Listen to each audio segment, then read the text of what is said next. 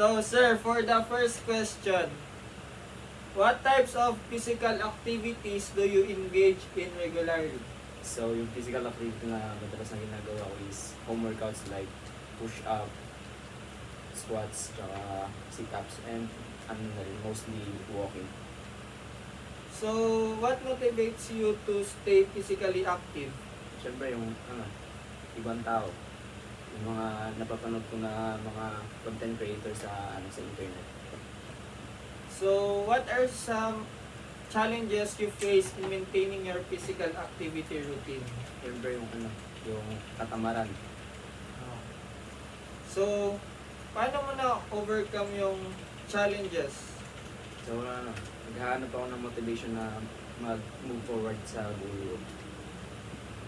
So, what strategies do you use to stay consistent with your workouts? Wala eh. Just go with the flow.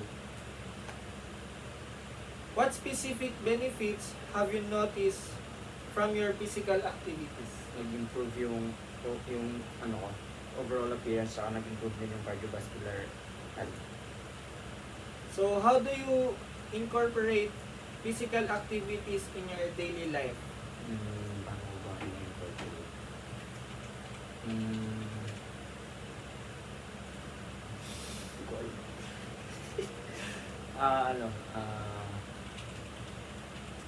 Wala. I-incorporate. Ano lang, sinisingit ko lang sa bawat pag may free time ako. So, last po, sir, what advice would you give to someone who wants to start being more physically active? Kailangan motivated ka, tapos huwag kang tatamarin kahit ganyan. Okay, yun lang po.